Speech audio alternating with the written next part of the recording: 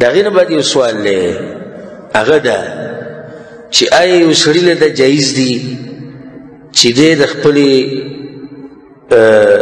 مامي سره یا د چاچي سره واده وکړي وروسته د دې نه چې ترې مړ شي یا ماما مړ شي؟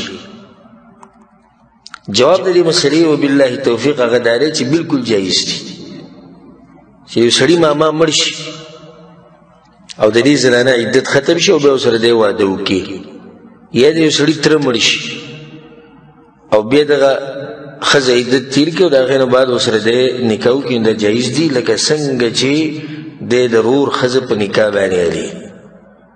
د دې بعضو خلکو دا ګمان دی چې د ماما ښځه د تره ښځه د دوی مسله بل شان ده او د ورور د ښځې مسله بل شان ده. دا ټول اجنبیات دي. اجنبیات یعنی دی د هغوی لپاره محرم نه دی. ځکه دا مسله سره یاده ساتئ چې د ماما ښځه چې ده او د تره ښځه دا به پرده کوي د خاوند د دې خورۍ نه او د خاوند د دې رواره نه، ځکه چې دې سره نکاح کېږي. دا وایي زموږ د ماما ښځه ولې داسې ډېرې قصې نه وي شوي، الله دې به موږ پردې راواچي چې د ماما د ښځې سره لیڼي شوي دي که نه وي شوي، د تره د ښځې سره لیڼي. تره یې وجلی هم دی د دې لپاره، ماما یې وجلی هم دی د دې ښځې لپاره. او چې کله د الله سبحانه وتعالی په شریعت باندې عمل نه کېدو نو دا جاخې ورته جوړېږي. د الله سبحانه وتعالی په شریعت کې خیر او خیر دی. دا بس زموږ د پښتانه وایي بس د چا زړه خراب وي هغه دا خبره کوي. څه شي زړه خراب وي؟ زړه مه خرابوه چې څه کوې کوه دغه قصې دې جوړېږي.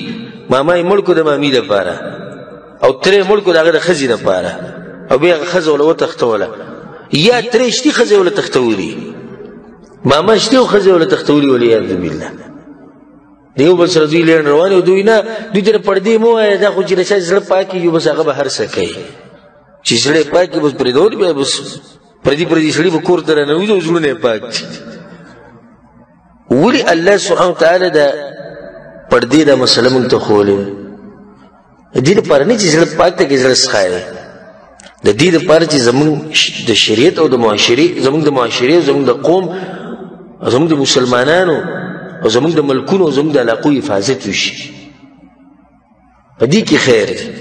یو سړی د خپل ماما د ښځې سره میلاویږي، دوا سلام څنګه یې ښې، هېڅ خبره نه، حدودو کې دننه، او نه چې دی یوازې ځي کور ته هلته پروت دی او په مخه تګ راتګ او ماما یې نشتي او یا شتي خو هلته چې ته مصروفه دی یا د تره کور ته په مخه ورمات دی او دې څه جواز شو؟